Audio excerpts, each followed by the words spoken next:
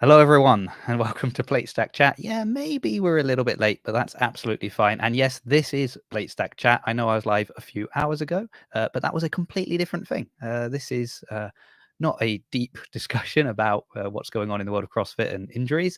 This is just a friendly chat with some interesting people that I've brought on to. So let's bring them out now. So this week we have a returning guest who was actually on the first episode of the relaunch of Plate Stack Chat, but that was back when things were pre-recorded.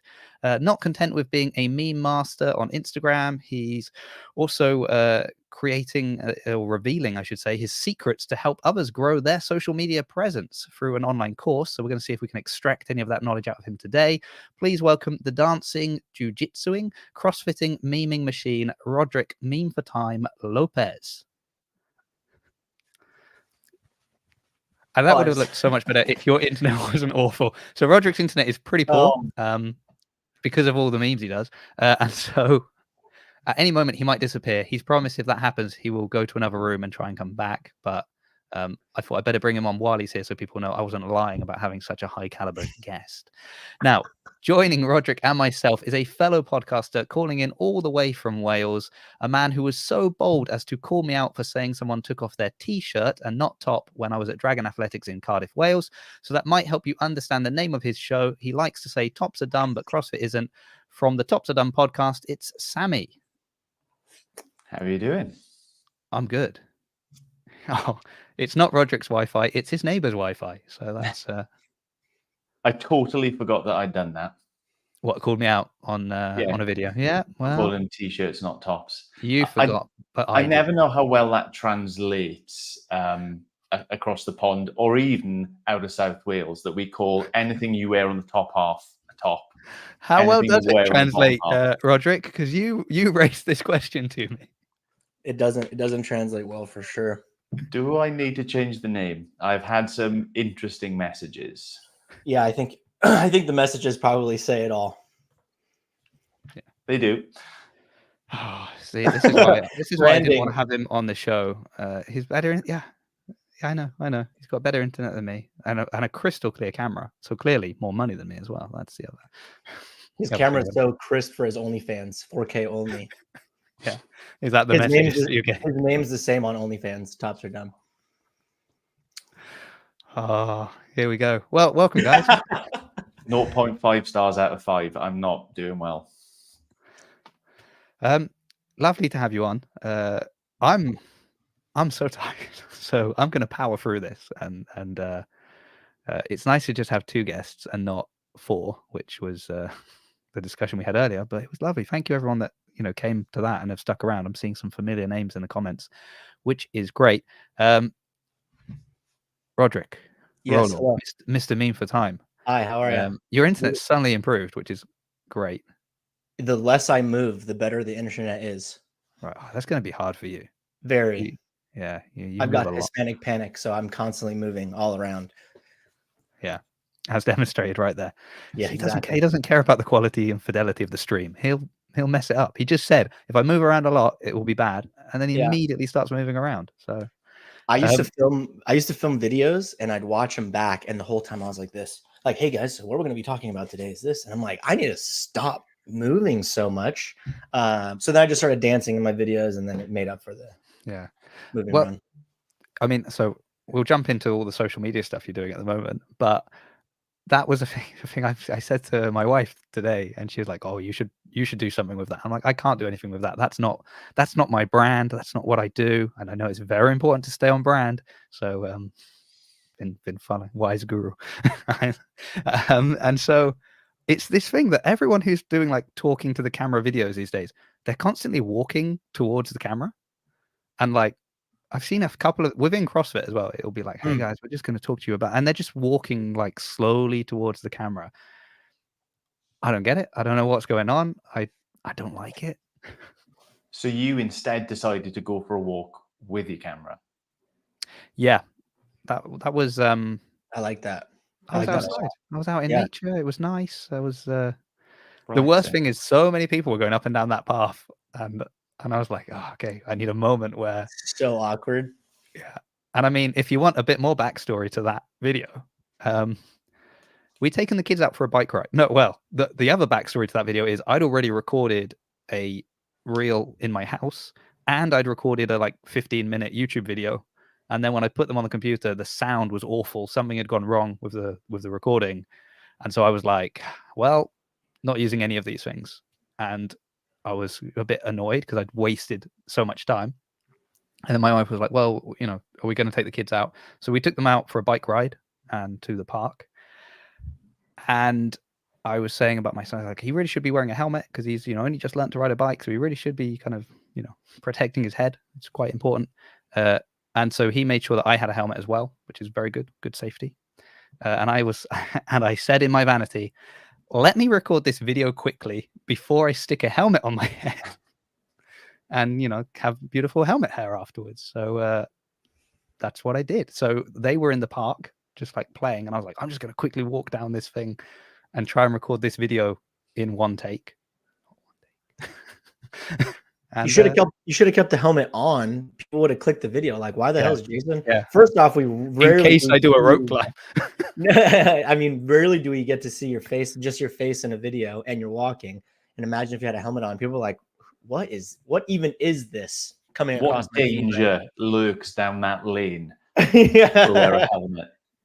Yeah. So you're not alone, Corey, but you should have recorded with it. Okay, next video. Social media. Perfect. Social media marketing.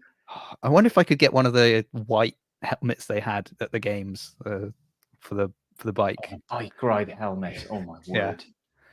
And then ironically, I should finish the video a lap early, and then go, oh, sorry, guys, that's just I won't have a lap worth of stuff to say. Oh, so could have done that. How self-conscious were you recording that video with other people streaming past? I mean, as well, you have no idea how close that is to my house. So it's not even like, well, these people will never see me again. I am about a 2-minute walk from my house. So if I live a 5-minute walk from CrossFit Bath, that was the 2 minutes in between. So I'm like, well, people from the gym could bump into me. People that live near me could bump into me. But hey, you do wonder if people overhear it and they have zero context, what on earth are they like?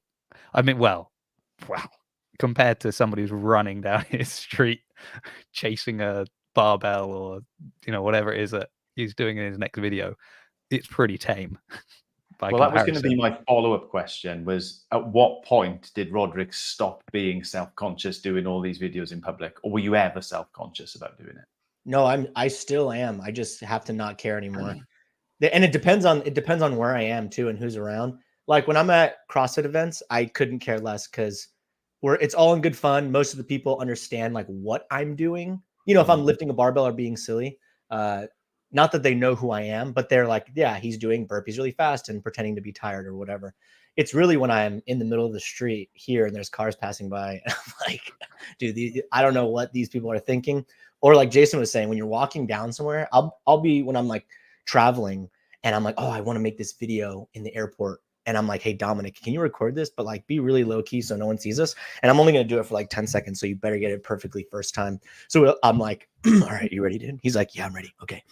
All right, ready? 3, 2, 1, go start filming. And I'm like walking over there. I'm like, okay, no one saw. All right, perfect. Cool. Let me see how that looks. Let's edit it together. And yeah, but there has been a few occasions where people are like, hey, what are you guys doing? And then they'll end up following. And so, I mean, people over here and they want to follow, cool, or they just think you're absolutely insane, which, let's be honest, who cares? Yeah. I'm having a good time. Indeed. Well, I don't know if I was having a good time.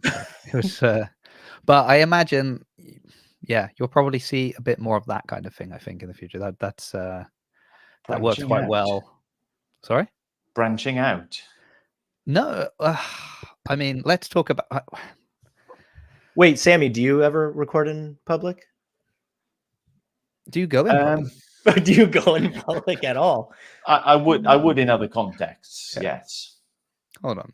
But not my memes. My memes tend to be just ripping off videos and green screens and things like that. So when are you going to be in the memes? When are you going to make your own meme of you in it? That's a fantastic question. My brain is not wired that way. Yeah. But you've been in I'm sure there's been like still photos of you in some of your stuff, hasn't there? Oh yeah, I've used like as the background footage or video is just whatever people doing CrossFit in general that I've got on my phone. Some of it is me, some of it is my mates from CrossFit, Llanelli. Yeah. Can you say the name of that gym, Rollo? I didn't even understand what he said. That was a different language, I think. It literally was a different language. Yeah. Where I live, which is, I don't know, 90 minutes away from Jason, we are a different country with a different language. Which means I'm doing pretty well speaking English on this. Yeah, it sounded like you made it. No, it was a CrossFit. I was like, I don't know. I couldn't type that into my search bot. What? One more time. Llanelli. Sounds That's like you're saying superb. Yeah. Oh, thank you. I've been practicing. Wow. Practicing when before he said didn't even know it was another language. Now he's been practicing. So trilingual. So where is Sammy from? What does Sammy do? Sammy, where are you from? Shanashi, obviously. Shanashi. I live in a place called Ammanford. My house address, you do not get a vowel until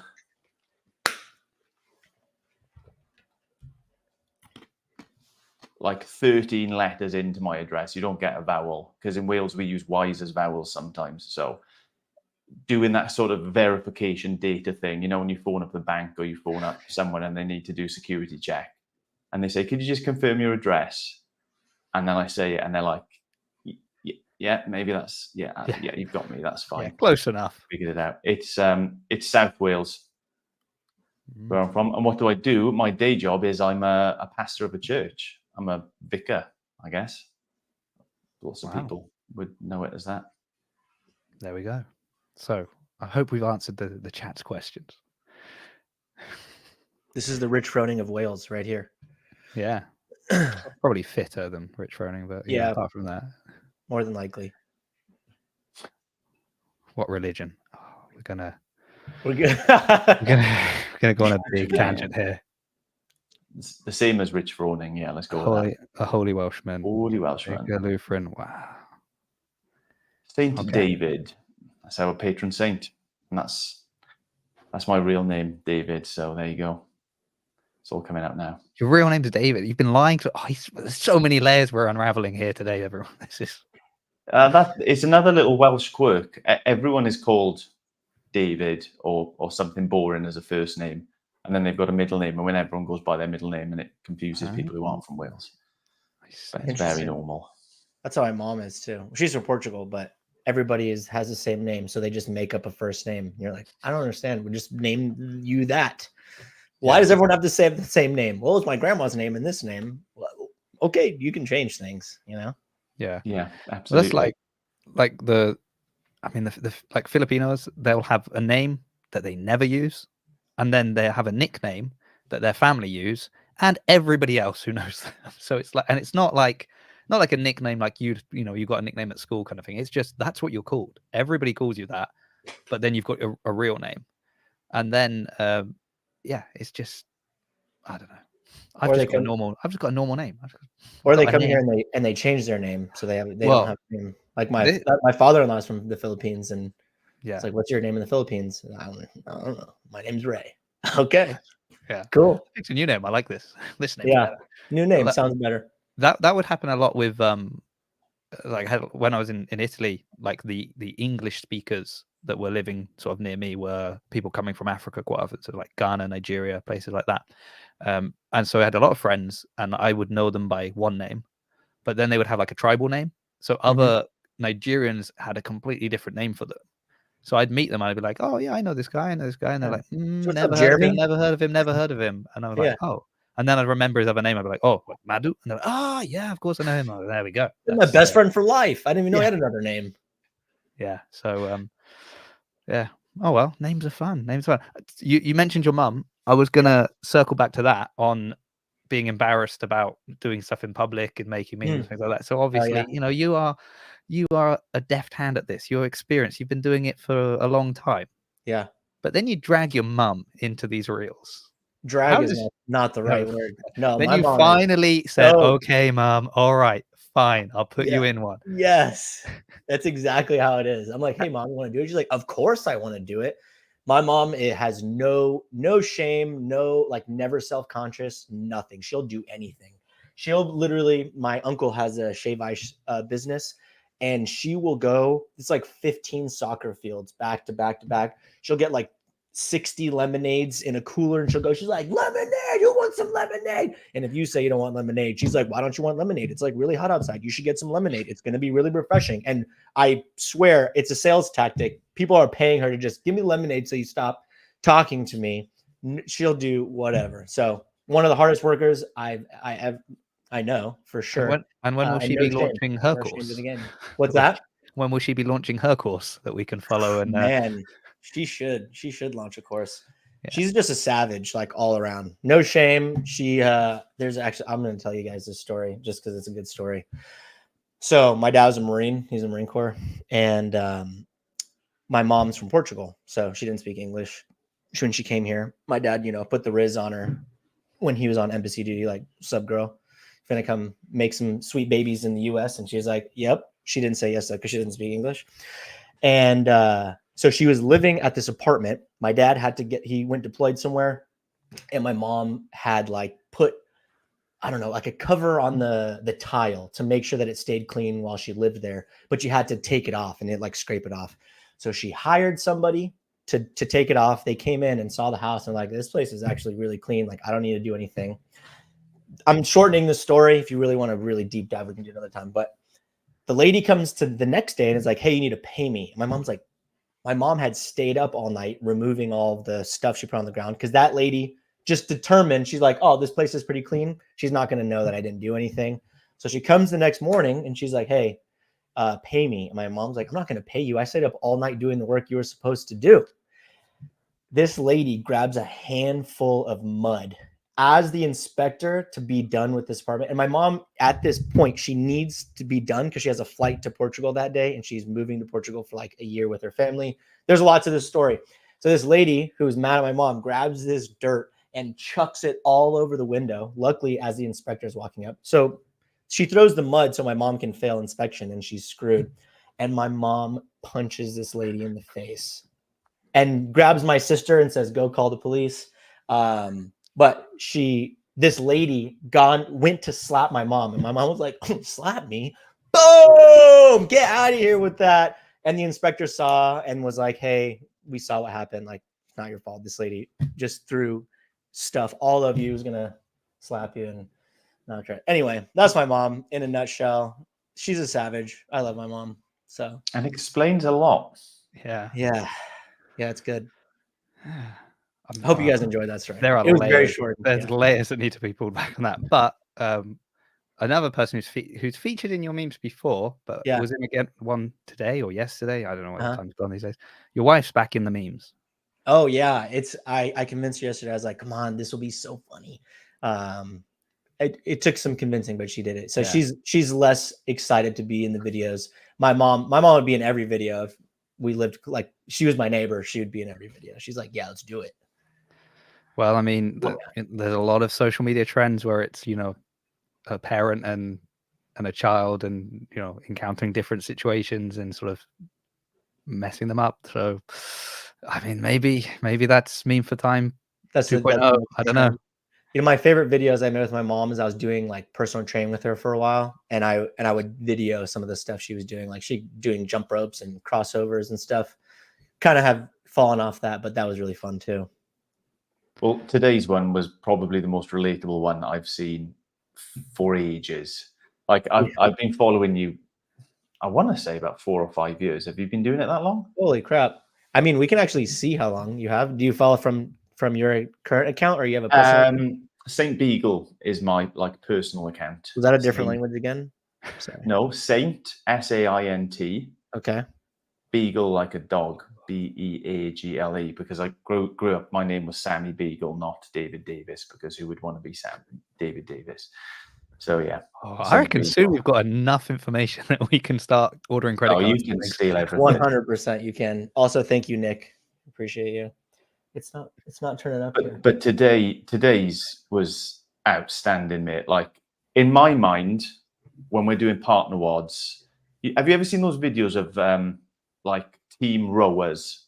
Yeah. And they've got people doing the straps undone, someone else jumps in, someone else, all of that. It's like an F1 pit stop. That's what Right. I want to do for every transition of every workout I do as a team. 100%. And then Mrs. Adam, no, like I say, you're to tag. She's doing up her shoelaces, talking to someone else. Well, there's strategic moments. Chalk, shoelaces, popping the top. That's that's why you don't take it off before the workout. You've got to save that for when you need another 10 seconds, but the coach is going to shout if you're turned around not doing anything. So, what I'm hearing from Sammy is that we would be incredible partners in a workout because it'd be the most efficient thing of all time for transitions. So we might not be fitter than the other team, but our transitions would save us enough time to absolutely smash them. It's one every team competition I've ever done. We do transitions a ton. And then you see the other teams and they're running into each other and stuff. And you're like, you only got 3 reps ahead of these people. So we were not the fittest teams, but Sammy, next team competition in Wales. Yeah, maybe it's mental. We're cranking. That's what we're exposing here. Heidi is saying that I don't follow. I do follow. Yeah, that's 100% correct. I don't think I can see how long I've been following you for, though. You can. So if you click on the 3 dots on the top, like so. Oh, see, I told you this guy. This guy's he's I don't know if he's written the book on Instagram or read it, but see shared activity. Someone asked it, Wad Zombie says you can see. So like if I'm on my personal, you can see shared activity. It's right there. You can click on it and you can see, look at that, 2020. January 2020, 4 years. 4 years.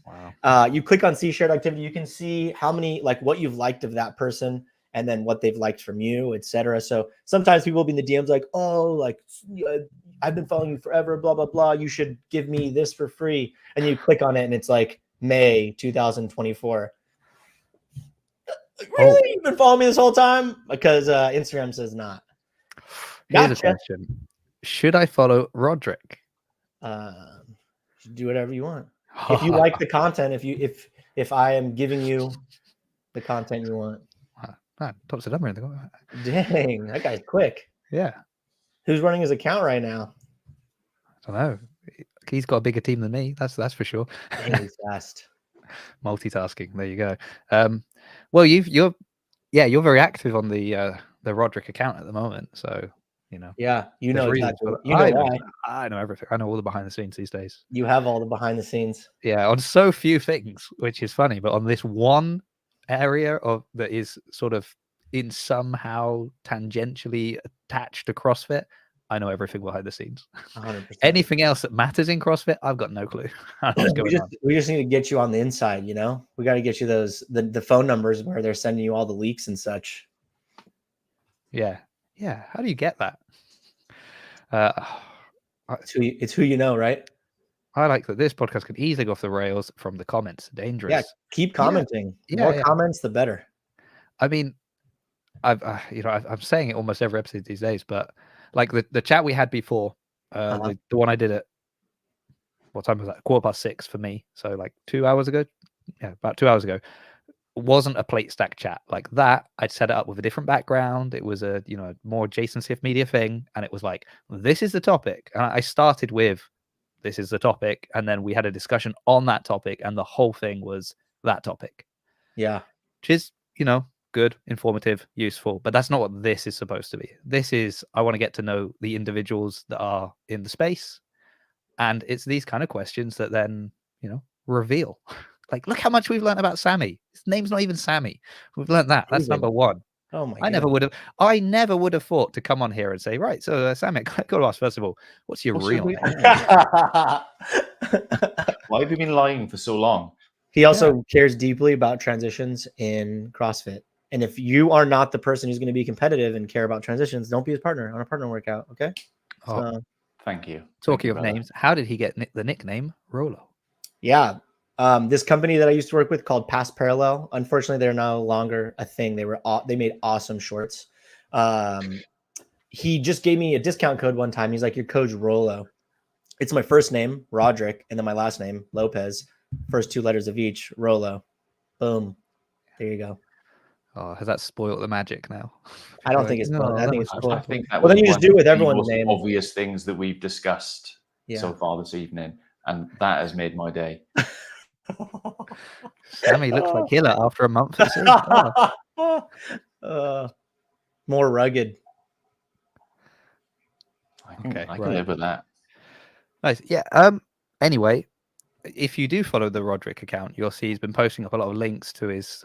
You're helping a lot of people with social media these days. You've refined it to a craft, and it's one of those things where you encourage people to do certain things, right? Which, if we're honest, consume some time because it's it's a business. If you're running it as a business, it's going to take some time.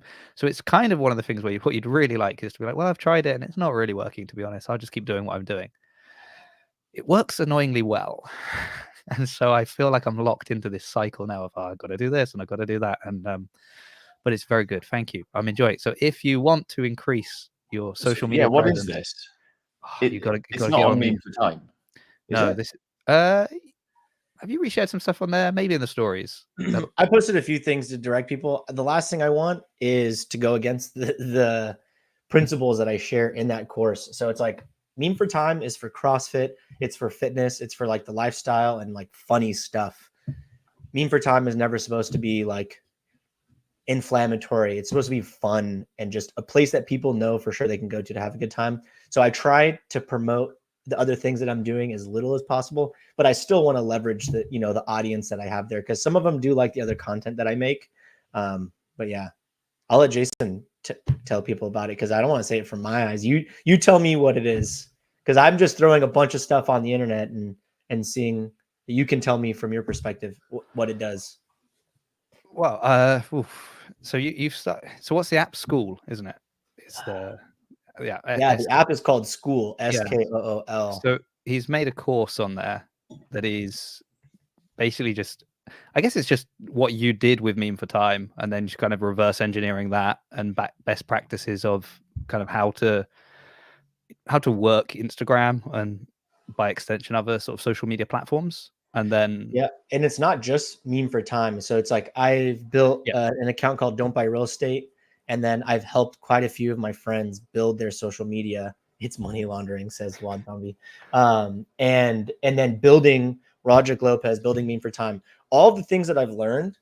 So it's marketing. I didn't recognize this, but I had a supplement company, my own supplement company 3 years ago when I owned a gym, and one of my good buddies, he's like a very incredible copywriter, very successful copywriter. And for those that don't know copywriting, it's the copy that's on all marketing things. It's email marketing, etc. So the words, how you word things, how you write things.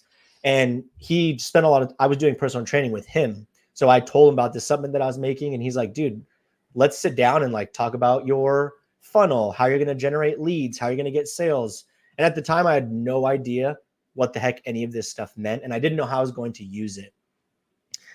Years later, which is now, I realized that all of the principles that I use to help grow social, it's just marketing. I don't know why I didn't put the two things together, but so it's just marketing. So those same goals that he was giving me, like, hey, what is your dream audience? Who are you actually making content for? What are your goals? If you are posting for nothing, you will get nothing. Obviously, you can be, a super good athlete and post whatever you want and probably get a lot of videos. You could be really good. You can be, there's funny comments going on. You could be, just famous and post blurry photos and get millions and millions of things. But for people who are trying to make something from nothing, nobody knows who you are. And that's something I tell my clients all the time. Like, hey, look, you think this is cool, but nobody knows who you are yet. So you have to have a goal. You have to have a direction or you're not getting anywhere. So this is all of the principles that I've ever used to grow these other social media accounts, my own social media account, and then things that I'm still learning. And I've been writing things down for quite a long time, and I've had them in my Google documents. And I'm like, what the heck do I do with this? Like, do I just give this in a PDF? Problem with a PDF is I give it to somebody, they're probably not going to read it. There's not going to be any actions taken. So this app is you come on this app and you get points and you gain points by interacting with the community. And it's really fun. I love talking about social media. A lot of my friends don't. So I'm like bugging the shit out of them. I'm talking to them and I'm like, dude, yeah, if you click the 3 dots, you can see shared activity. And they're like, cool, man. I'm like, who cares about this stuff? I want to find those people and bring them in one place and then help them, just give them everything that I can possibly show them. And so they can be successful with their social. And Jason's part of it recently. I think from the beginning, when you launched it, when you said, I need a few people to try this out, I was like, oh, I'm in. I'm in. When you said it's free to begin and then people have to start paying for it, I was like, I'm in. I'm in. I was just, and actually, okay, there's a couple of things I wanted to jump in on, and then you said that and it distracted me. Oh, I was going to say about your friends, you should be concerned when they start saying, can't you go back to talking about CrossFit? You know you've gone too far on the social media stuff. They're like, oh, do you remember when he used to just bug us about CrossFit all the time? What's this guy doing now? 3 dots? I'm never watching. I didn't know what a snatch was. I didn't know what a clean and jerk was. Yeah. I don't know what the 3 dots are. This guy, he's... I watch very little CrossFit now. I'm so all consumed by social, to be honest. But aren't you watching CrossFit on your social media? No. Yes, I'm watching, like seeing some of the athletes, but I couldn't tell you a lot of what's going on. Oh dear. I'll send you to a really good Instagram account that might be able to help you out with some of that stuff. Perfect. If you're not following them already. Let me check actually, because I can see how long you've been following. So what do I have to do? Shared activity? Okay, got it. Yeah, it's good. It's good. I mean, I don't want to reveal all your secrets because tell them whatever you want. Yeah. So can I clarify then? School is your app. No. Yeah, right. If school was my app, I would have flown you guys out here to do this podcast. Yeah. It's like a because actually I saw like Sousa. Sousa has a media launch as well. School as well. Yeah. So, so it's just a platform for sharing courses basically. And then, I mean, this guy, he's written in the chat, this guy, he's vicious. He put up a post the other day. It was like, if you're not active in this group, you're out of it. So you can't just lurk in the corner. Like you're either responding, asking questions, helping people when they ask questions. It's quite kind of, it's like CrossFit for social media. It's, yeah. People are all posting their times as well, as in, I got this many views, I got this many fun. Got this win. So it's very what if we are a lurker Insta? Then I mean the goal is just to lurk, right? You don't have any goals of monetization, so yeah, do whatever you want. Yeah. I saw a lovely post from Heidi today because I did the thing where I click to view like the last 24 hours as opposed to just what Instagram is feeding me as the top accounts and stuff. And so there you go. That's how it works, right? Yeah, people don't know you can still see Instagram in chronological order. Most people don't know. So you're just being fed content that you might not want to see. But it's not just chronological order. It's also people that you don't follow. So it's like, here's a few of the people you do follow, and here's some other people that we just thought we'll throw them over to you as well. So clicking the follow thing is useful. Yeah. Nice. Anyway, what do you think? Enjoying the chat. Jake Chapman's got some beef. He's launched an app that helps lonely men locate bridges. Oh, why not? That's horrible. Oh, I follow 3,300 people. Oh, speaking of needing the algorithm. Okay, so all right. So this is how much you've infected my brain. Now, me? Yes, you. Oh, no, Sammy. No, you. Sammy has in different ways, but you on this. One zombie put up a post, I want to say yesterday or the day before, but I'm pretty sure it was yesterday, with a question of like, what's the most controversial thing you would defend? Oh, I saw that. Within CrossFit. Yeah. And I saw that and I was like, man, that's such a good question. That is gonna, people are gonna comment on that, and that's engagement. Yeah. And then I was like, oh no, what's happened to me? Before I would have just been like, oh, it's a clever post. And you know what else I would have done? I'd have scrolled on by. Yeah. Scrolled on by and not left a comment. Whereas I left a comment of what I thought was a, not a hot take, but kind of this is my take on something in CrossFit. Right. And I scrolled through the other comments and I was like, oh, I actually agree with this one. I'll add a little comment here to tell them why I agree and how I agree. Yep.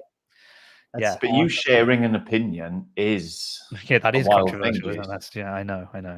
Yeah. because I wrote a little introduction adjacent CF Media for you. Oh, did you? Did you But hear that? At the end of my last podcast, I was talking about coming on this show, and I said he's the man with the most splinters up his bottom in CrossFit because he's a professional fence sitter. There we It's go. Jason CF Media. Here we are. Here we There are. you go. Sammy, Someone's got to do it. what's the goal of your Instagram? Because I scrolled through and I scrolled to your very first post of a PVC pipe, and then that was like 2020, and then we got a few posts of just like you kind of doing fitness. We got some pictures of the Bible in there. Got some just your shirt on, which is like doesn't kind of fit your theme. And then you started doing memes. I think like 2023 or November 2023 started doing some memes. But then you have your podcast on there too. So it's like a hodgepodge of a bunch of different things. I need to go back to school. I mean, the evolution of it has been many-fold. I started it in lockdown. It's really when I started getting into CrossFit, doing squats in my skanky asbestos garage, to just be like, just something different to do. Yes, top is We discussed clothing that is worn from the waist up, yeah, and a bottom is anything from the waist down. So really, like, I thought. So I'm a preacher. So right. anything with alliteration like tickles my fancy. So I could think of faith, fitness, and family, and I was like, well, there we are. I'll just start fiddling on Instagram with the triple F. But I didn't really have any point, any purpose. But it was the CrossFit Games last year, and I was just chatting to my boy. My boy was then 11 years old, and he's for ages been trying to make YouTube videos. He wants, all kids want to be YouTubers when they grow up. His are like generally based around Minecraft. Yeah. And I just was striking up a conversation with him, and I said, I want to talk about the CrossFit Games that I'm watching, but I've got no one to talk to about it. Your mother doesn't care. You don't care. Even when I go to the gym, like tomorrow morning, like maybe one or two people will actually care about it. And I've got things that I want to say. Right. So he said, oh, well, I think I must have mentioned maybe doing a podcast in the past. And he was just saying, do it. Don't be a scaredy cat. You've been telling me that I've just got to post things. And this is your son, the son telling you this? Yeah. So he would have been 11 years old. Awesome. So I did. I just got my phone out and I just like recorded it into my phone, used Podcaster app for Spotify to sling it up. So I thought, well, I've already got this account. I might as well just change the name on that. Yeah. I'm not using it for the intention that I was. So I did that for a little bit. And then my daughter, who's 2 years younger again, was just showing me how to use CapCut. She was making funny videos in her room. She's incredibly creative. So she was just showing me how to use this app. And I just saw that you could start making memes on it. And I just had one or two ideas that had been floating around in my head for memes for a while. And I thought, right, well, I'm going to try and make that off CapCut. I just enjoyed doing that. So I kind of got into the rhythm and routine of making and posting a meme every single day. So that became like the regular work of my account. But I still have this podcast in the background where I just want to talk about like CrossFit as a sport, which I enjoy. So that's why it's such a mishmash. Two accounts. That's the answer, isn't it? Yeah. I mean, it might be. The struggle is like if you start getting followers for one reason and then you change what you're doing, because Instagram shares your post to your followers first. If people followed you for one reason and now you start posting for a different reason, Instagram is still pushing it out to the same followers. And if they didn't like the new idea, no one new gets to see it.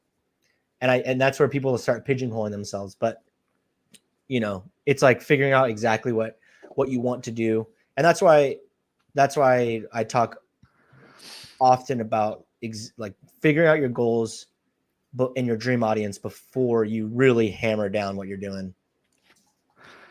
Oh, we've got some Fireman Sam fans in the chat, which is nice. It's awesome. I don't know if that made it across the pond to America. That's just so obvious. Like, obviously that's the case. You know it when you experience it yourself. That if you're somewhere even in real life, if you're somewhere for some reason and then that changes and you're like, well, I didn't come here for X, Y, or Z, then it sort of puts you off. So in a sense, really, the Instagram account, I'm resigned to it being memes rather than like generating leads for the podcast, but just somewhere where I can share the podcast that might maybe get a couple of people engaging and can link up with people like Jason, like others to do stuff. What's interesting is your podcasts actually have a majority, like more views than most of your memes. It's on like people YouTube, on Instagram, your reels. You've got a few podcast clips that have done pretty dang well. I mean, I have had you have one that's 62,000 memes that have gone tens of thousands. Yeah, $250,000. You know, someone who's only got. I didn't see that. I didn't see that one. Followers don't matter. Everyone, I said it here first. That's good to know. Yeah, I think followers don't matter. What has biased those stats, though, yeah, is number one, when I invited Dave Castro to be a collaborator on one of my podcast reels. And I think Instagram must have updated how you click accept or decline. And so Dave Castro accidentally accepted it. And are we sure it's an accident? Did he then message you and say that was an accident? Remove this.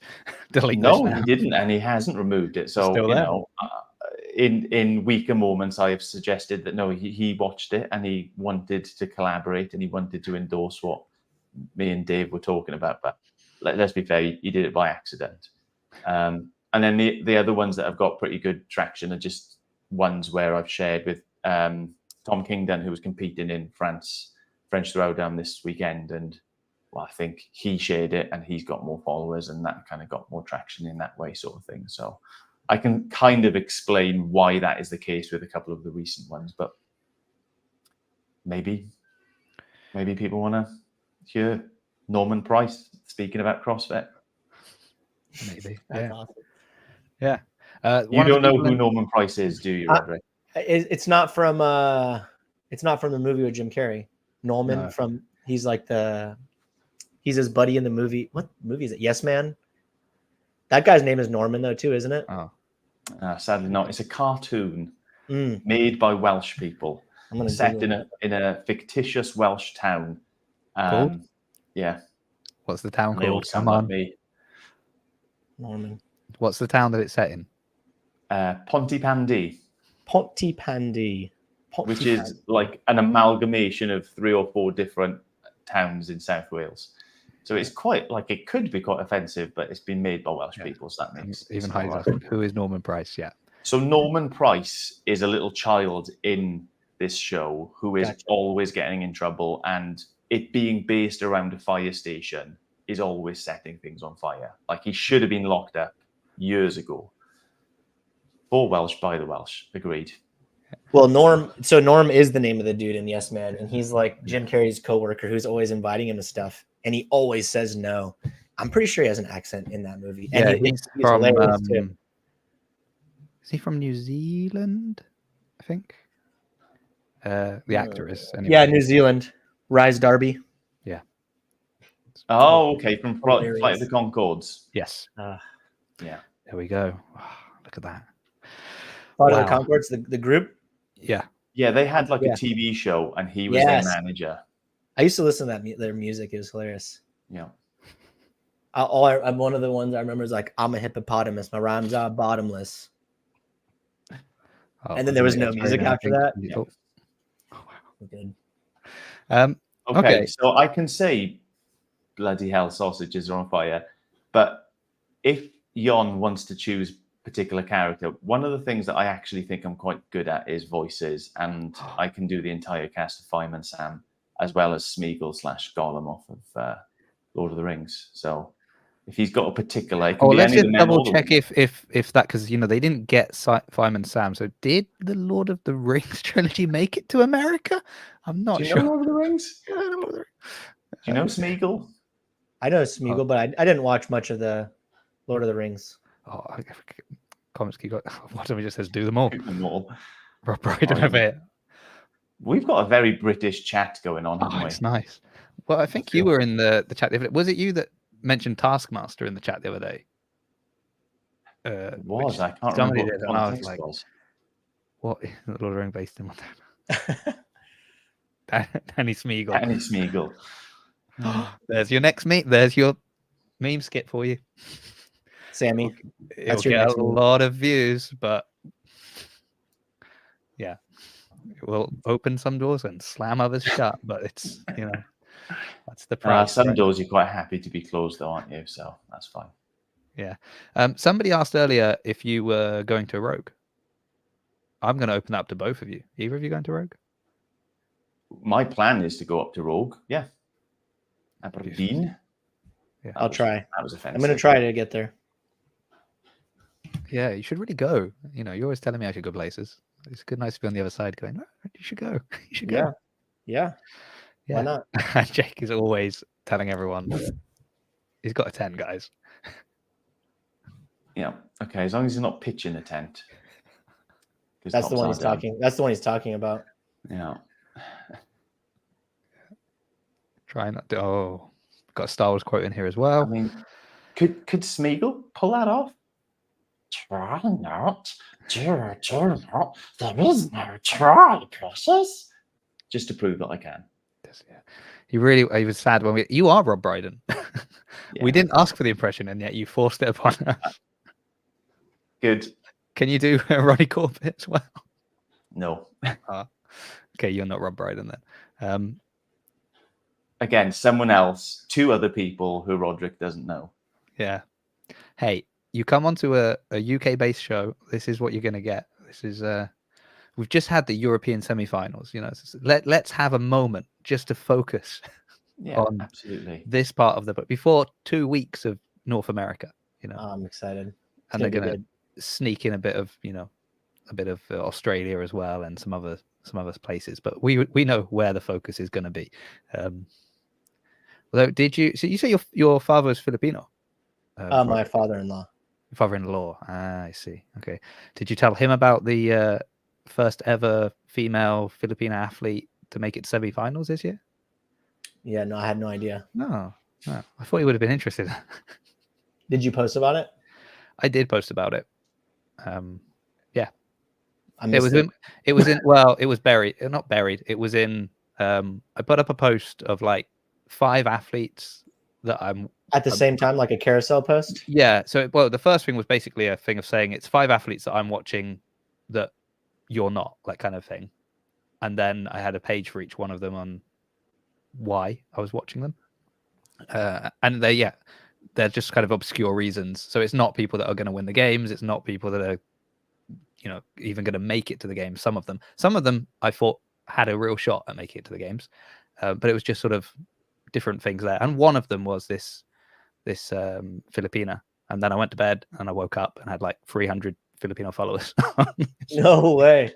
That's awesome. Yeah, because they're like somebody's highlighting, no one else is talking about it. That's and awesome. They also had a team at semifinals as well. Okay. CrossFit Ethos was the Filipino team there as well. So I'm intrigued to know what's going on in Asia within CrossFit. It's a massive place. There's a lot that could be going on there. So one of the other athletes that I highlighted was she was on a team, but what's funny is like she does not consider herself an athlete.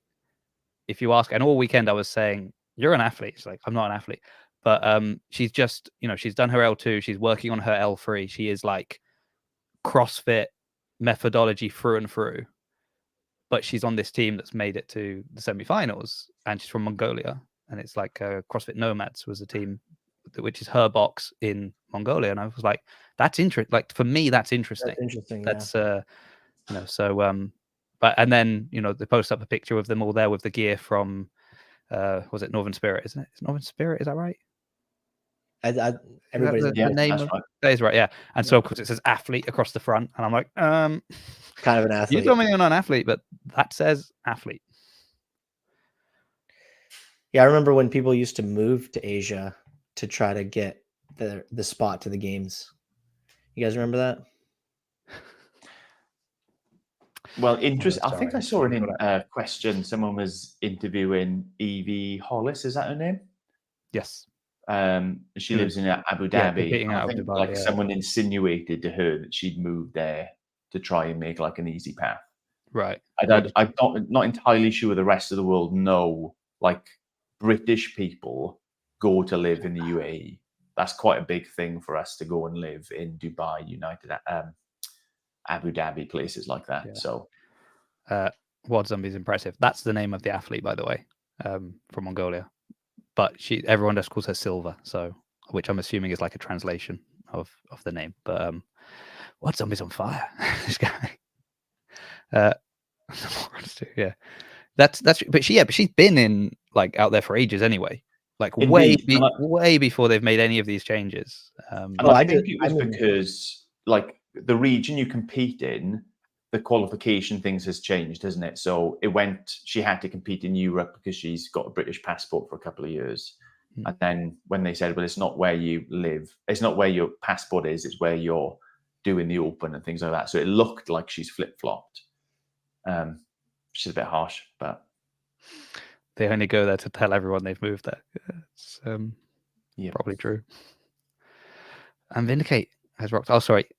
And VNDK8 has arrived. So, is that how you're supposed to say it?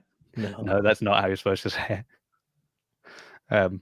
But that is how somebody says it. So now, I was very tempted to wear my Hiller No Rep shirt because in this bottom screen you've had that the last like 3 episodes or something. Yeah, I think one of his No Rep shirts. Yeah, people keep wearing it. Yeah, I actually initially was going to change this. I mean, this is stupid, but I was going to change my shirt because this is the one I wore on the. Like I've literally, there was half an hour between me finishing the one stream and starting the other, and I was like, oh, I should change my shirt so it looks different, and I forgot. So should say no shirt. The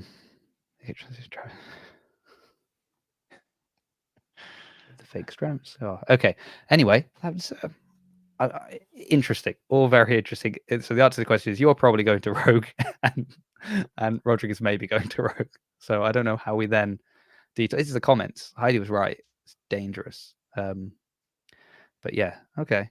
So speaking of semifinals, let's just do a tiny bit of CrossFit talk because I'm interested to know how out of the loop Rodrick is. He claims he doesn't know anything about CrossFit now, but oh man. Any thoughts on what's just happened at European semifinals? Any surprises? Did you follow any of it? Do you know who's qualified for the games? Who hasn't qualified for the games? I saw one video of somebody crossing the finish line and they held dumbbells in their hand while they looked around and had some cool music on it. Yeah, Henrik Happalainen. Or Jason, we've got to start inventing names for some of these people. I think we should start calling him Henrik Happy Gilmore. And then just rinse as many Happy Gilmore quotes as we can when he's competing. You can do that. There you go. You've got your meme page. Just go with it. Renaming them. Yeah. I'm trying to think. I mean, so everyone's talking about like, no Annie this year, no Sarah again, no Katrin. No Turi is more surprising to me. She's like the consistent one that is, she's not having the big finishes like they're having, but she's been consistently there. So she didn't qualify, which is upsetting.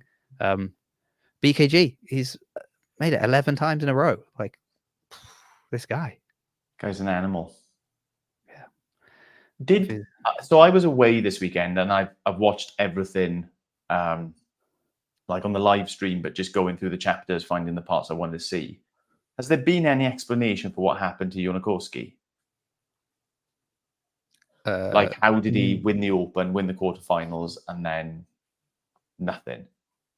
Including tanking on a running event, which he should have been brilliant at. No, all I know is that on the Heat 1 app, I had him to win the whole thing. So I just gave up after that. Larry Heightfoot. Okay, yeah. He's on drugs. Corey's got a theory. He only peaked for the Open. Yeah, that could be another option. I don't know. Adam Sandler is the least funny person on the planet. We actually take in other people's cultures.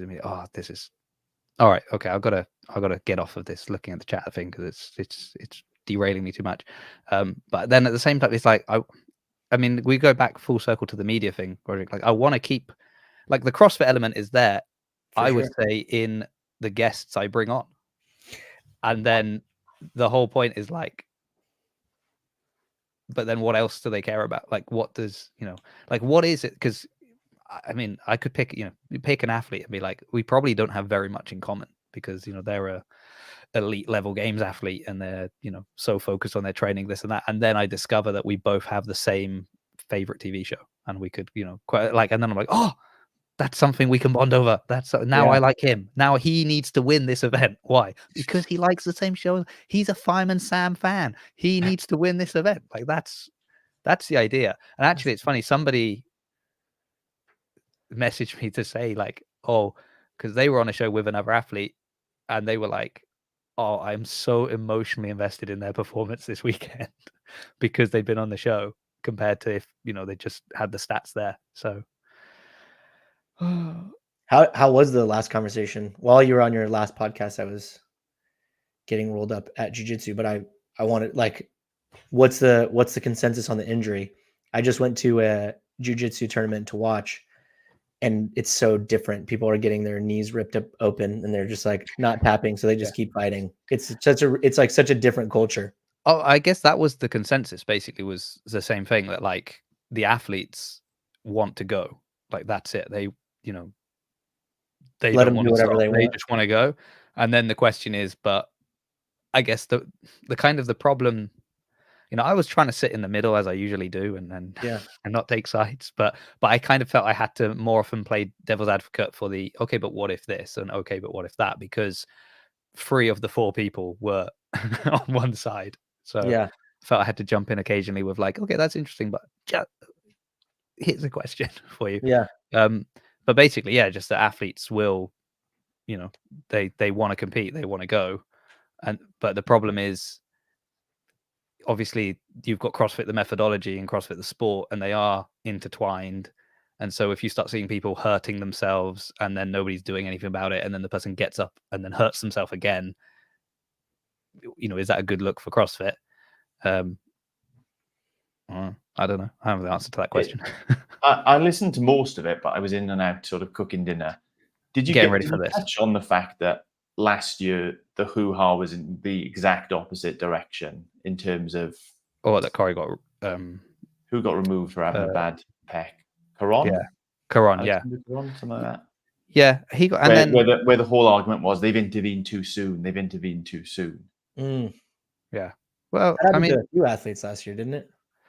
Yeah, and then I mean, and then the point was like Roman, did the whole carried on doing the one-legged jumps and all of that, but actually because of changes in the rule book, he didn't have to do anything because they don't take your points anymore if you withdraw. So, he came last in all those workouts. He could have just withdrawn, come last in those workouts, and he still would have ended up on the podium. So it's sort of like, my point there is that's a great rule for me. Like if you tell me that, say, Jason, do you want to go and do this workout, or do you want to have the same amount of points and not do the workout?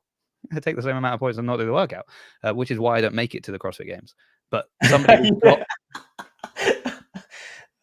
somebody who's got the mentality of, I'm going to train every day on my weaknesses. I'm going to do this. I'm going to do that, and then they get to the games. There's no way you're saying to them, oh, do you want to just sit out? And they're going, oh yeah, actually I'll sit out. So there you go. Clydesdale's here. He's finished interviewing half the CrossFit field and he's decided to join us here and see who I managed to scrounge up that he left for me. So I've got Rodrick and Sammy. Both may be competing in North America at some point. I'm not sure. I haven't done the research. Probably. Yeah. Let's just go with probably. So there's minimum work requirement to continue, and then you'd get withdrawn. But once you're withdrawn, they don't zero your points. So if you've got 150 points, you'll keep those 150. Now there might be 2 more events for people to get points, and you're going to get, you're going to stick on that, and people that you are ahead of now will get ahead of you, but they don't wipe it clean that they used to do. So in the past they would do that. So you could be, second place with 1 event left. Okay, you're not going to win it, but even if you lose, you're coming in third. And they're like, nope, sorry. If you can't do the minimum work, if you can't get through, then down to 0. That's it. You're bottom. You're just taken out. So that's.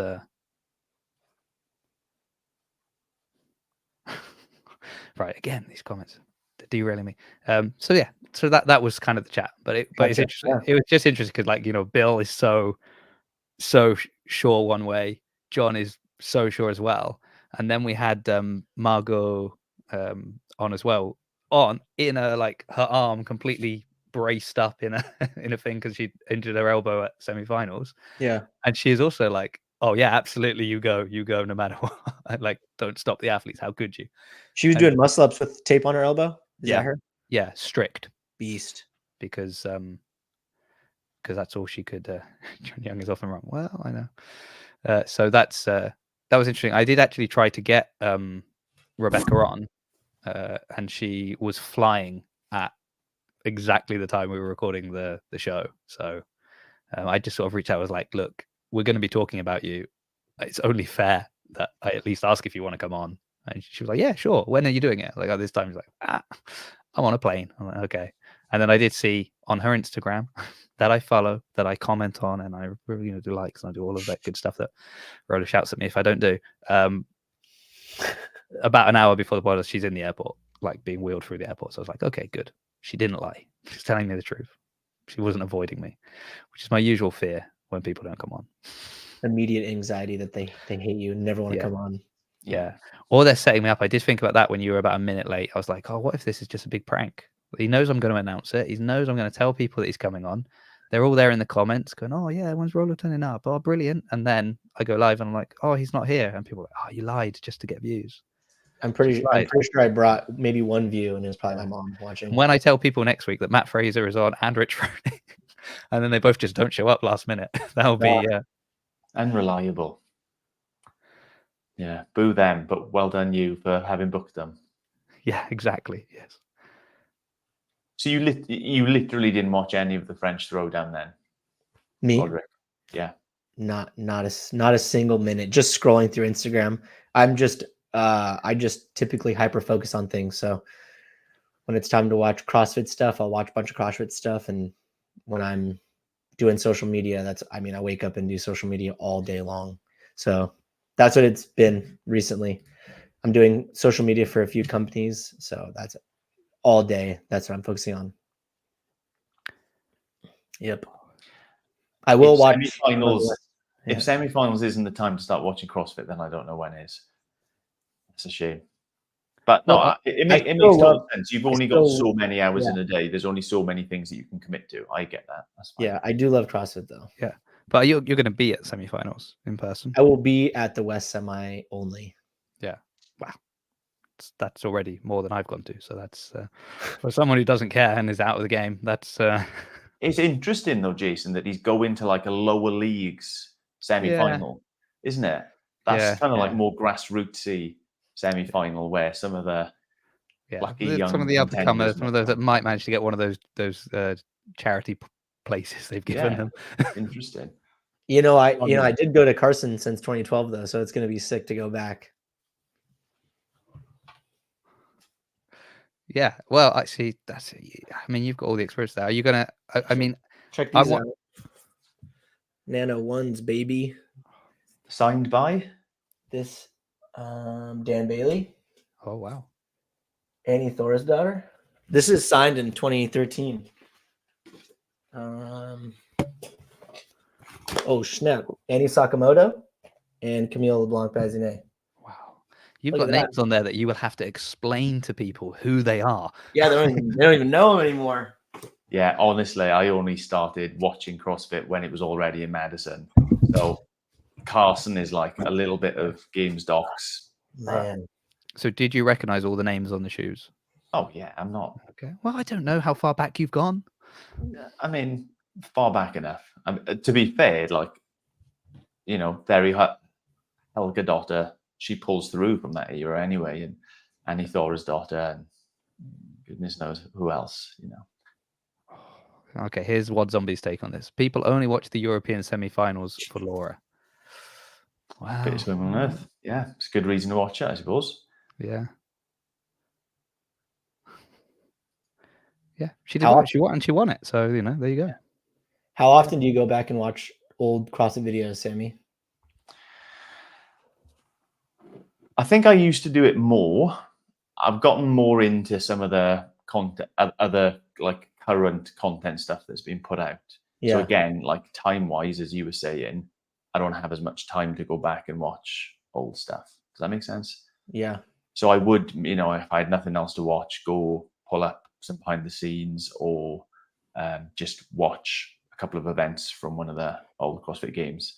But now there's just shows after show after show to catch up on. So. Okay, well, a couple of things here. So Vindicate says, why not? Sorry, VNDK8 says, why not Richard Froning, fail roller? Now, I'm assuming he's talking about the signatures on your shoes. And I'm going to say that's because Rich Froning doesn't sign his name. And you don't want a shoe that just has a Bible verse on it without context. So, because I know Did somebody. Dan Bailey's not have a Bible verse? Who? Dan? There's a Bible verse for Dan Bailey. Yeah, I but does it say Dan Bailey as well? Mm-hmm. Yeah. Or it just is a verse? Because Rich doesn't write Rich Froning. He just writes the verse. I have Rich Froning's signature, but it's on a T-shirt that I bought, his Rogue T-shirt from like 2013. Well, he's not on the shoots because I was way too nervous to go ask for his signature. I know someone that did some work him. for the team, and they've got like a collage thing with one of the shirts for like the team, and it's been signed by all 4 people on the team. So we've got 3 names and a scripture, and they're really frustrated. Like they look at it every time. They're like, oh, when he signs check, do you think that's how he signs a check? When he like buys a new barn, is that his autograph? Sammy's internet just dropped out for a second. So scroll back to whoever wrote that comment at the very beginning about him having better internet than me, and am I back? You're back now. I just saw another thing, and I wanted to just point this out. So Clydesdale Media, I cannot remember now who the man was you picked as your dark horse for on around the whiteboard. But I was listening to it and I was like, this guy has absolutely nailed it for who's going. And Amy Kringle, I knew was his dark horse on the women's field, and she absolutely smashed it. But I can't remember who he put as the man. So if he's still watching, can you let me know who you put as your dark horse pick for them? Botard. Right. Who was after you then? Did somebody put Harry Lightfoot as well? Yes, they did, didn't they? Yeah. Okay. Yeah. Yes. So was it Tom Kay? Is that in relation to this? I don't know. I don't know anymore. Tom Kingdon. Come on. No, I know that bit. I'm thinking. Well, I know Scott didn't pick Tom.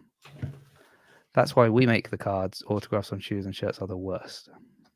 I have all the cards except, actually, I know I bought Colton Merton's first card that Wad Zombie dropped for like $105. Yeah. Did you guys see that on eBay? That's mad. No, Amy Krinkle, she did really well, and like historically, she's done really well day one, and then just drops off. Does like really well day one, drops off, and then she did really well on day one, and she just stayed there. Like she just kept doing well. Very impressed. Like I tell you what, she smashed it. In fairness to her, she was consistent throughout. Yeah, Lightfoot sounds like a fantasy name. It does. It's one of the best names. Fair shout. Harry Lightfoot and the Saga of the Elves. Wow.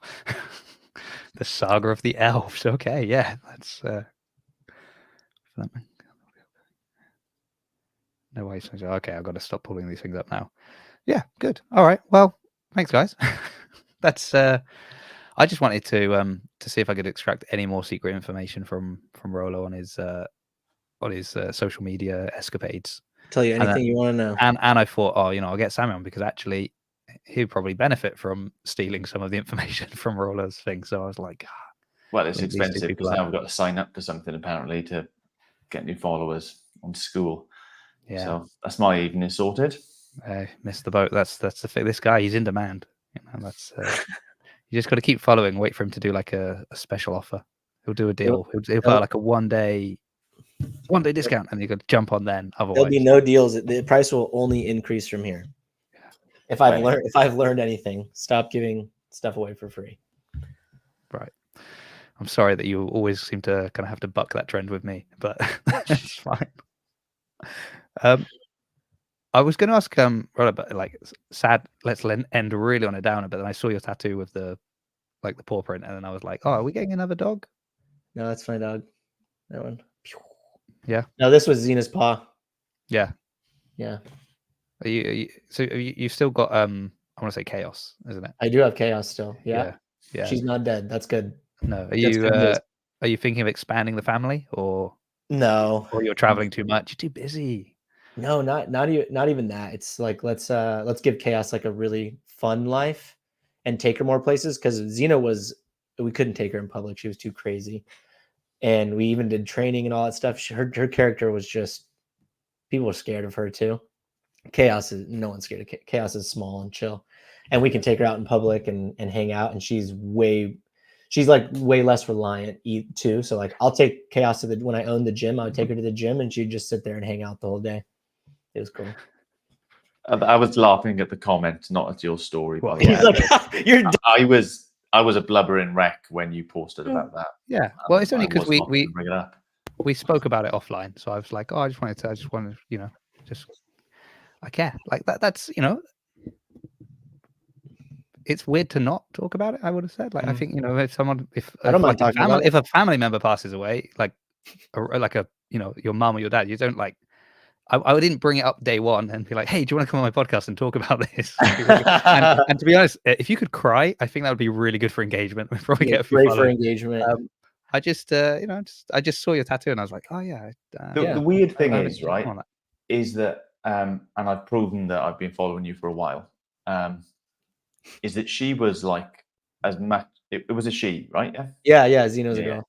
She was like as much a part in your followers' minds of the page as you are in that sense. She was like one of the characters you would often introduce, like you said about having your mother-in-law, having the wife on. The dogs being part of it was like always part of the bigger picture. So I think it was. I mean, that's cool. I'm sure she's obviously been in more memes than your wife. I'm sure. I think so. So. She was easier to convince. I just give her treats. Have you tried the same approach with your wife? No, my wife would choke me out. Yeah. When's she coming on this show? That's my next question. My wife come on this show? Yeah. Never. She likes to stay under the radar. Yeah, but she could just come on and talk about you. I could just write a list of questions of like, all right, these are things I want to know. Send me all the questions. I'll send you double check his answers because I'm just not sure. That's a good idea. I should have her answer a bunch of questions from the community on Need for Time. Yeah, he said his mum punched out someone. What? No. That's a story he's been telling for years. It's not true. I should have. What I should have is my mom on here. Bring your mum on. Canceled immediately. Okay, I've got it again. This is ruining me. These things. The comments have been excellent this evening. They've been really good. Yeah.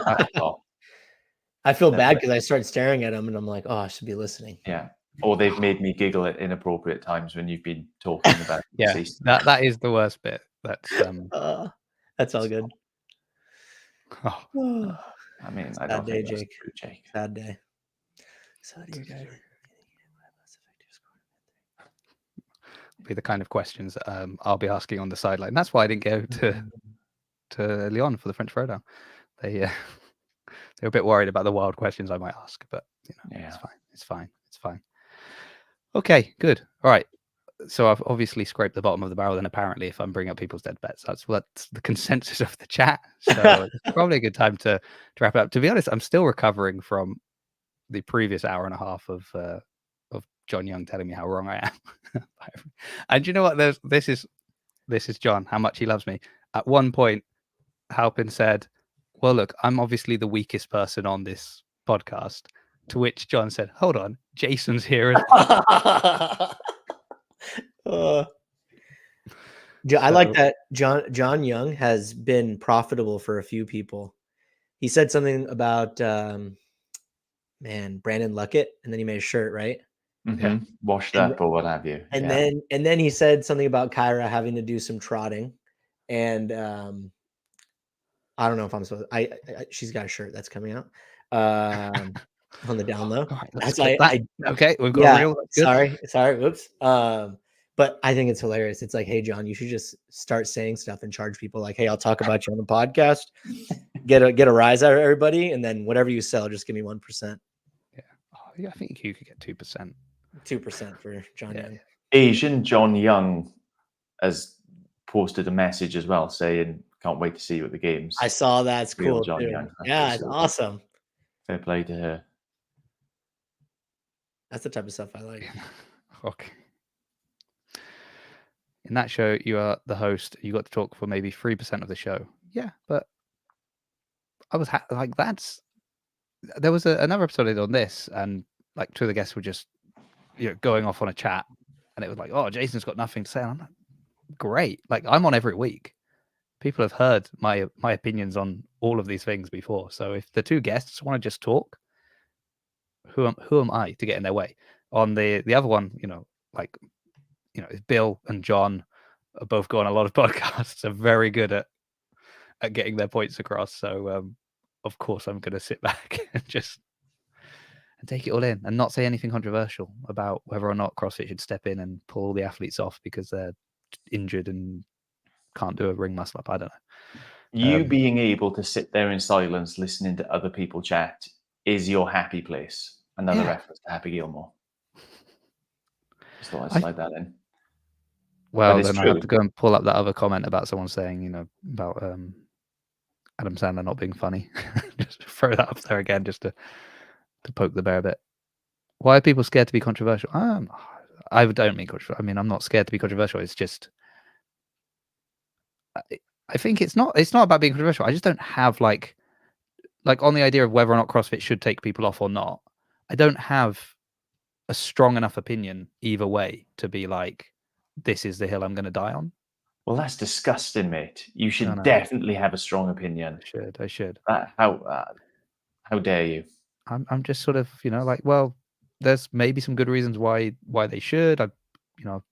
I did think about with Rebecca's case of like, obviously when she stepped off the box and collapsed the second time, terrible. And she even said like what a mistake it was that she kept going and she wished she hadn't. And the whole time she stepped on the box, it was like twice as painful as the first, time she went down. And then I thought, what if she'd fallen on off the rope when she did that rope climb the second time? Because I can imagine if you're in like a lot of pain and you're doing a legless rope climb and you maybe get to the top and you try and hit the thing and you kind of miss and you're holding with one hand and you just drop and land on your already busted knee, that would have been a lot worse than stepping off the box and collapsing. So there's that part of me that's like, what I think, what it is. I've got kids. I'm always thinking, what's the worst thing they could possibly do in this situation? That's probably what they're going to do. And so I'm seeing things that way. I think we're missing the larger point, though. She signed the waiver. It's all the larger point, which was how incredible Jelle Hoster's descent on his legless rope climbs was. Did you not notice that? He would touch the bar and just drop. And like there's that superhero pose when they land and it's like one knee down, 1 foot, one hand. He did that a couple of times. Yeah. What a beast. What an animal. Elijah Muhammad in the 2014 regionals. Oh, he just jumps, touches the bar, basically. Touches the top. Yeah, 10 legless rope climbs for time. Yeah. Not saying. Yeah, I did feel bad for Halpin and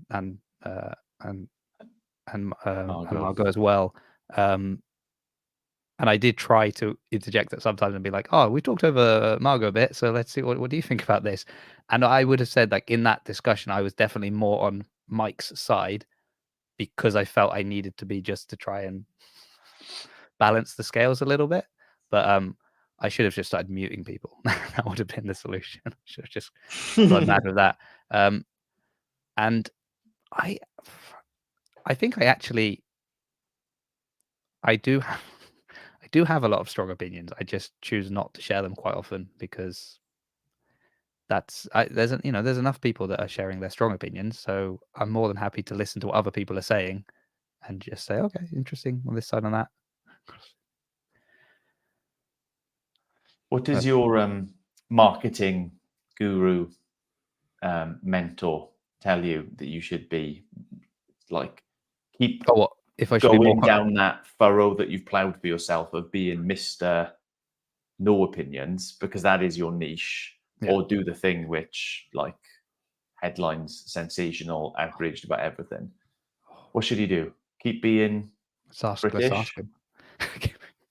Depends on it depends on his goals.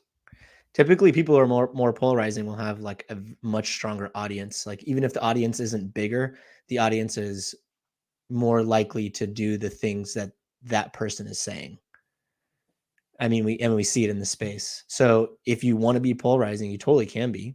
It just depends on what's your goal with social media. Because if you're going to be more polarizing, then you're going to get a ton of good feedback from the people that agree with you, and you're going to get a ton of backlash from the people that don't agree with you.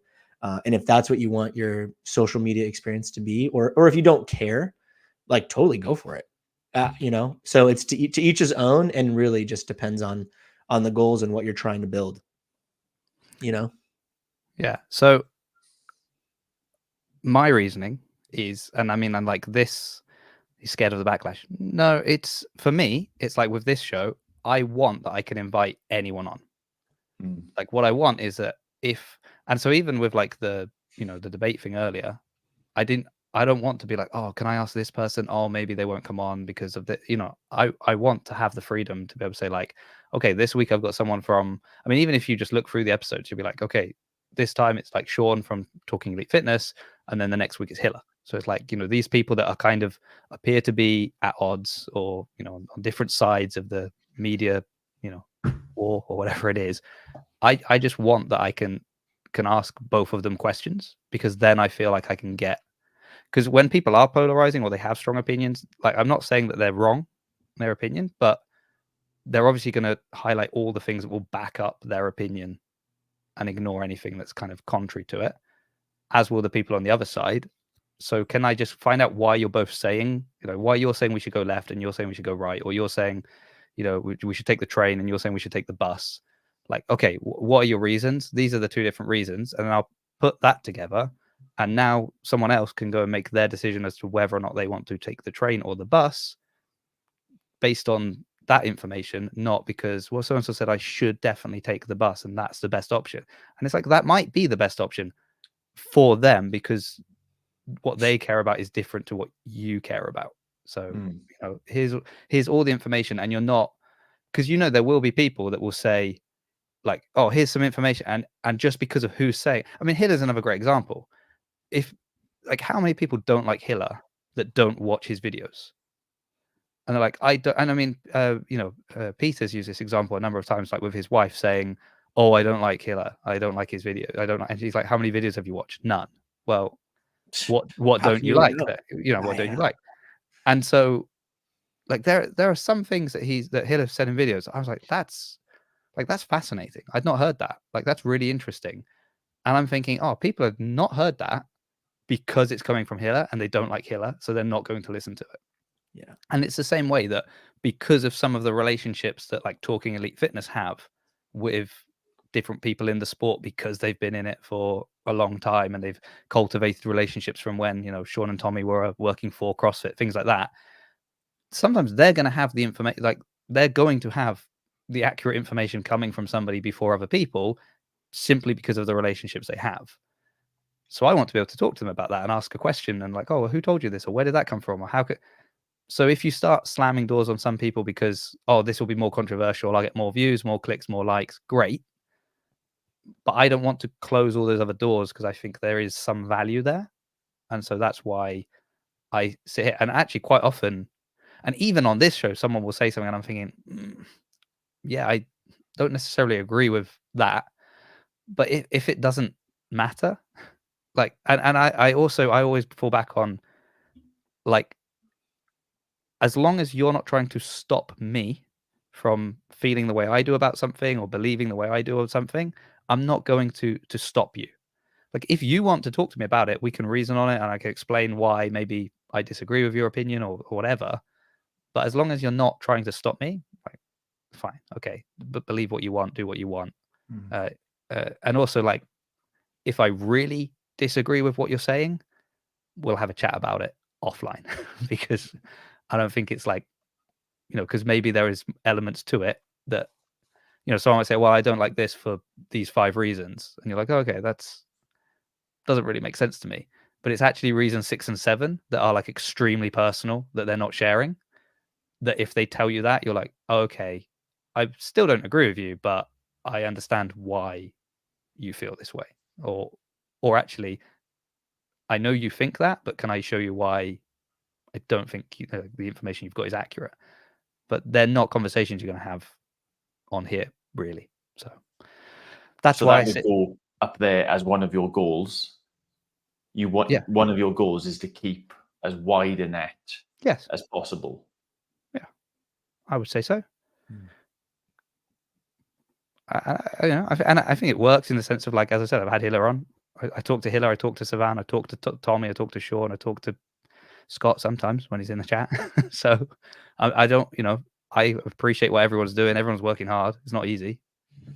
They're all like, well, not all of them, but majority are kind of losing money quite often on the stuff they're doing, and if they're traveling places. And like, Scott put up that reel the other day about the media pass, and obviously there's a lot of focus on Hiller because Hiller's been denied the media pass, which is crazy. Like, again, if you remove emotion from it and you don't say, oh, because it's Hiller, or it's like, well, hold on, he's somebody who has a massive following, he can bring a lot of attention to the sport, why wouldn't you give him a media pass? It makes sense.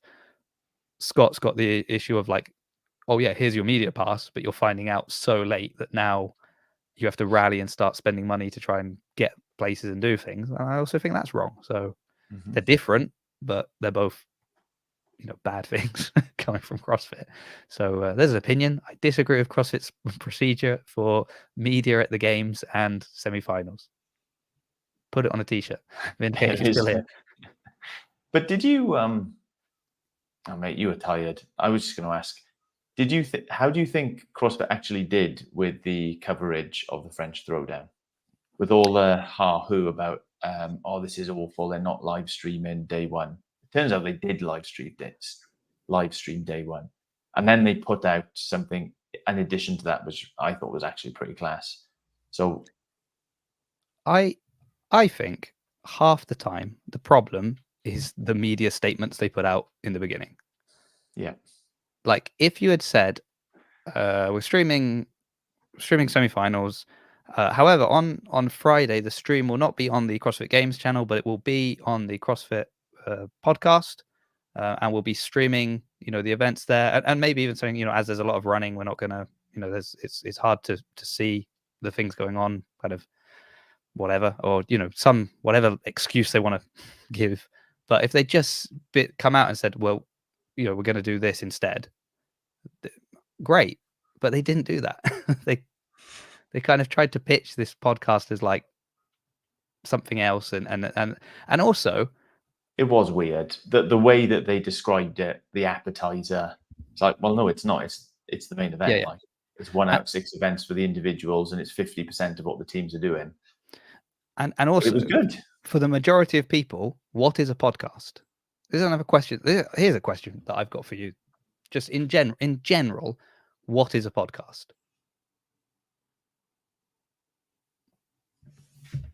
People talking about a subject. Yeah. Okay, talking, and you watch it or you listen to it. In general, in people's minds, listen. Yeah, it's an audio. It's primarily, like, now you get things like this. Like this, I don't usually call it a podcast. I just call it a show, even though I put it out on the RSS feed as a podcast. But the majority of podcasts I listen to are audio.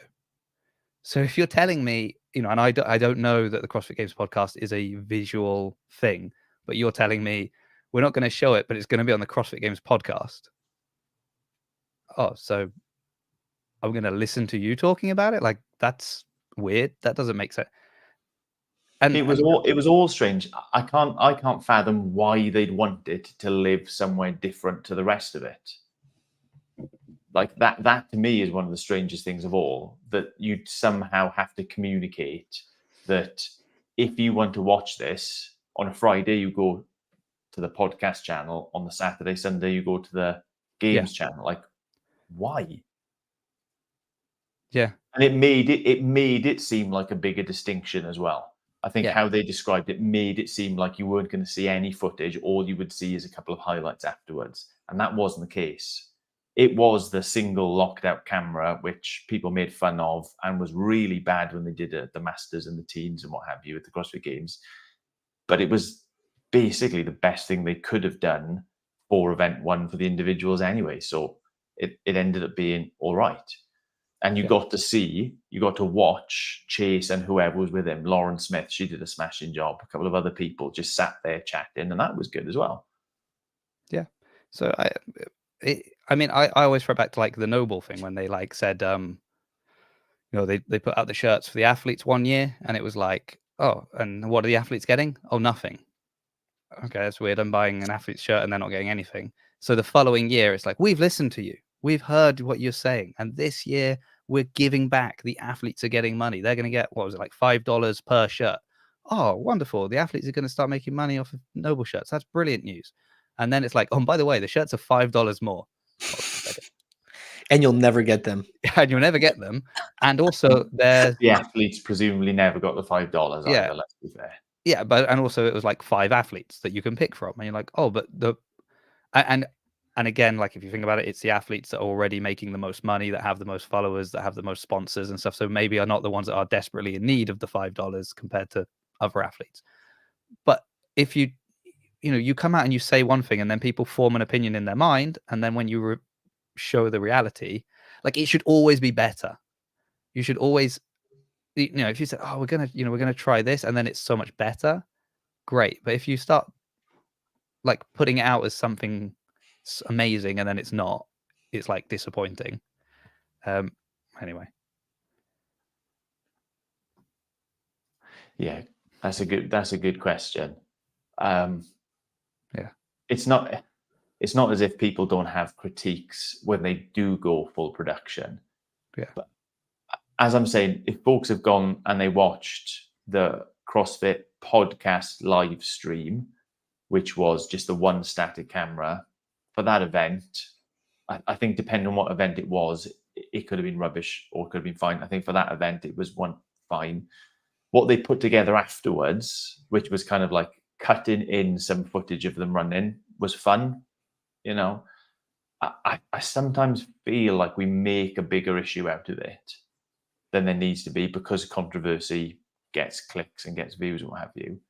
But then I also think you are right. A lot of it could be avoided if CrossFit didn't just say stupid things and communicate it in just baffling ways.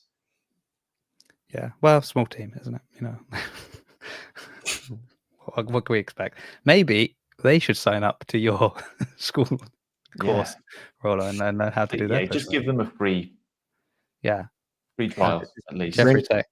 But I was like messaging Chase about it afterwards, not like after they talked about it, because another line that I didn't sort of mention on the thing was how, like, they're doing the because they did it last year, the podcast thing, and they were like, and we're going to improve on this, like, we're gonna improve on last year's thing.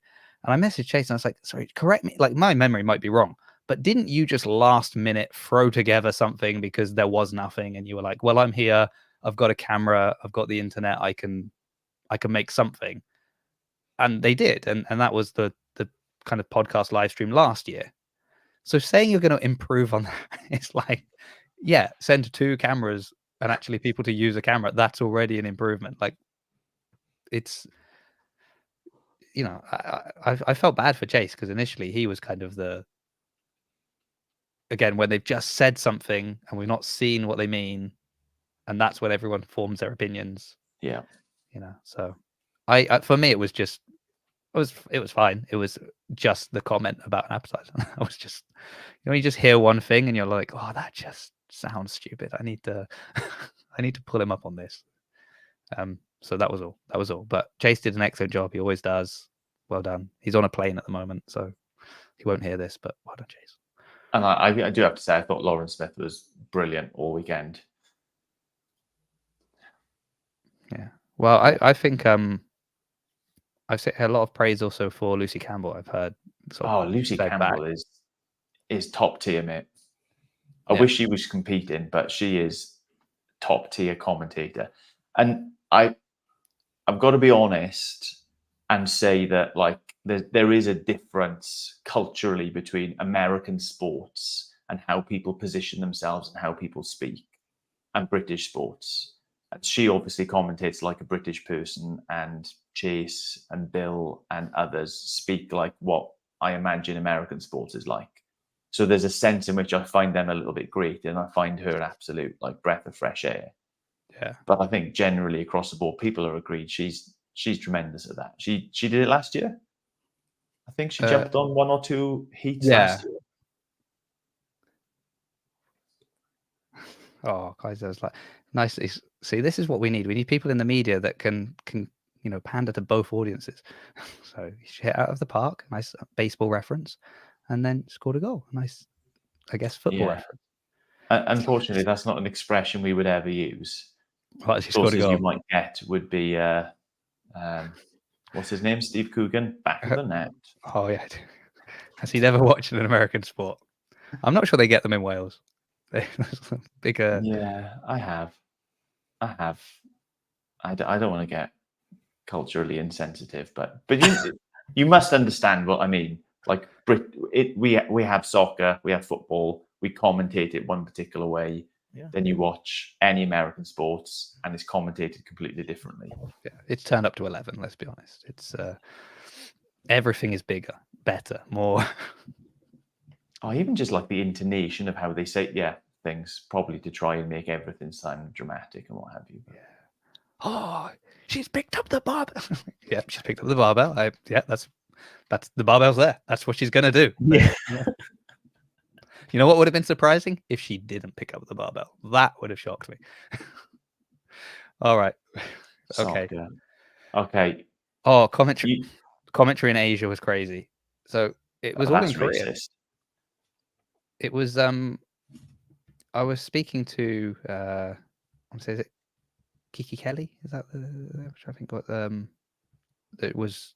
She was the like on field reporter beforehand, and she was saying, "Oh, it's all going to be in Korean, like the commentary," which is kind of great for the Koreans that are watching it. And it was hosted in Korea, but that would have been like putting the European one on in French and being like, "Well, it's in France, so." And you're like, yeah, I know, but there's gonna be a lot of people watching from other parts of the world, and and she did like an amazing job of on the field having to switch from speaking Korean, like she'd speak Korean to the Korean athletes, and then just switch immediately to English for the other athletes. And the other athletes, their levels of English were quite. There was quite a variety of people depending on which part of the world they were coming from, as to sort of how competent they were in English as well. So. She's trying to bring the excitement and the energy, and the person's not always understanding the question, or she'll ask a question and they're kind of giving the answer to something else. So I thought she did a great job of just keeping it all together and kind of keeping the flow there. But yeah, there you go.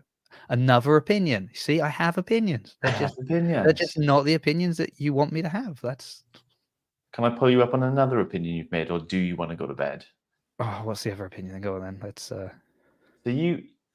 I think it was the appetizer video you made.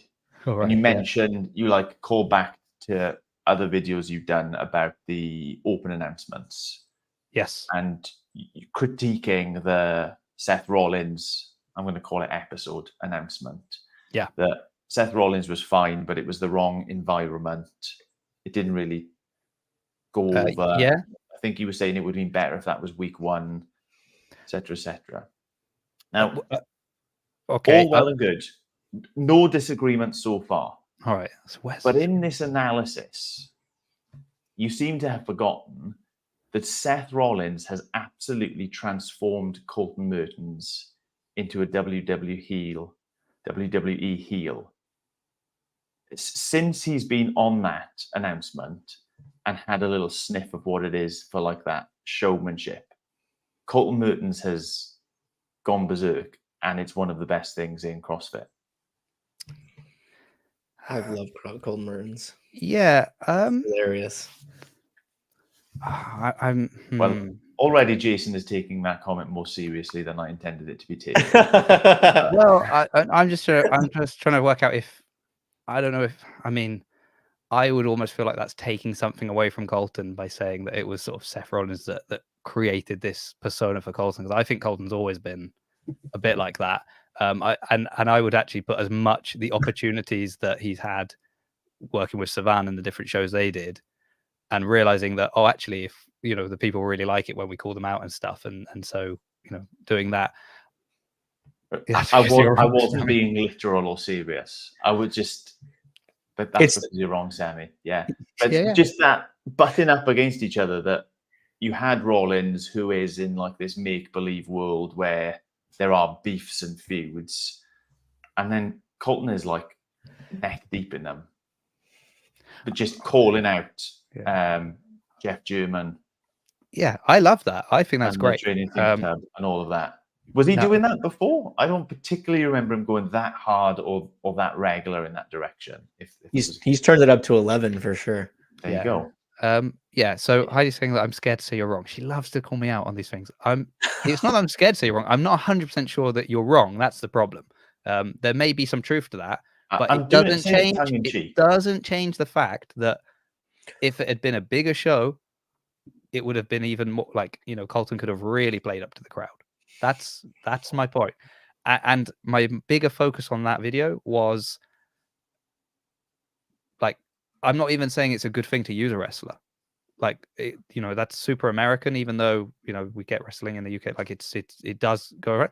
My point is, for all the reasons you're telling me why we're using this, you've picked the wrong week. That's my thing. It's like, I'm not saying it's a good decision to do it or not. I'm saying you're doing it. These are the reasons why you would do that.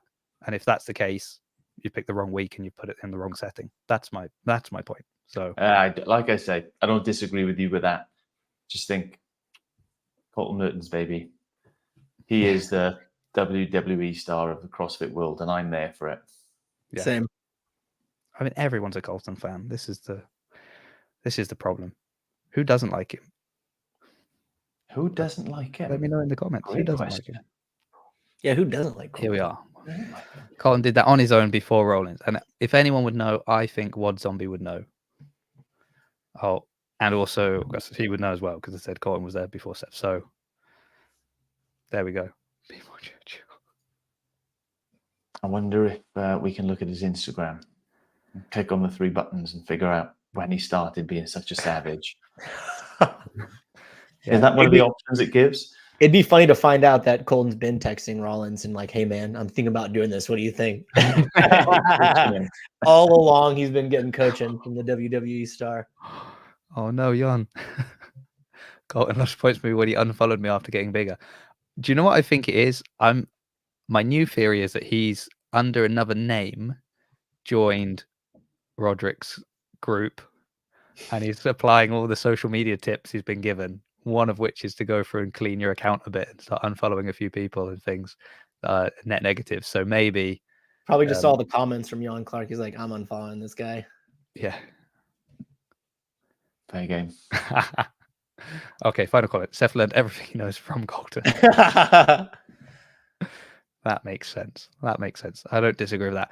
All right, it's been 1:43. Do you remember last time you came on, Rodrick? It was about half an hour. Yeah, we did. We didn't really know what's going on, so this one was much more fun. Oh, kind of lively. Yeah. Well, and your internet has been immaculate. Yeah. I don't know what it is. What will happen now is we'll end. I'll click end stream. There'll be the few minutes behind where we kind of just say, "Oh, well done, guys. That was great." Before you log off, and your internet will just turn into a potato again, like it did beforehand. I think we had the TV on when we leave for the dog. And I turned the TV off, so it was no more streaming from Netflix. That might have been it. Right. Oh, your poor wife is just sat in the other room. Like, can I watch TV now? No. Yeah. No, she's not home. It was just chaos. Okay. Chaos is also saying, can I watch TV? This is bad. Why can't I watch TV? She's probably licking stuff off the counter. Oh, was there anything before we go? Before we go, what? Oh. It's going to be about Naked Martin. And I've got no idea who Naked Martin is. It might not be that. Jon might be saying, are you going to Rogue? I missed out earlier when that question was asked. Do you Is Naked Martin like a Welsh mate that he's got? And he assumes that we all know each people other, know each because other. that means I probably do know him, Yeah. but just call him by his middle name, not his Yeah, first his name. other name. What's it? Yeah. Oh, it might be time to open that second Instagram account now, Sammy. Because, Look him up. Remember, I'm a minister. yeah, just don't go into your like DMs and requests and stuff. Just maybe leave that a few days. Who knows what these guys are sending you? Okay, well, thank you to the chat for providing us something to talk about. Thank you, Rodrick, for coming on. I really appreciate that. You know, Thanks for having me. happy to have you back. Thank you, Sammy, who Absolute pleasure. found out it's not even your real name. But anyway, that's good to know. Yeah, nice to meet you, David. A minister of what? And also with you, Rolo. And for Clydesdale. Okay, Clydesdale's working the people in the comments. I like that. Thank you, Scott. I appreciate that. Actually, Scott, I've messaged you actually about coming on. But anyway, speaking of people coming on, I should say that currently the next scheduled episode is next Wednesday. There is a chance that something might come up in between now, but the next guests will be multi-year Masters champion Kelly Friel and CrossFit coach, Masters athlete, and another maker of funny skits on Instagram, and currently pregnant woman, Jess. I'm probably going to say it wrong, Kreisman, but it's a gym, not a runway, is her Instagram. So you might have seen that one around. So they will be on next Wednesday, but there might be an episode coming between that, because who knows? I might start doing 2 a week, even though I already did 2 today and that nearly killed me. But they would be different. So just look out for that. Okay. Thank you, everyone, once again, and see you maybe, I don't know, soon.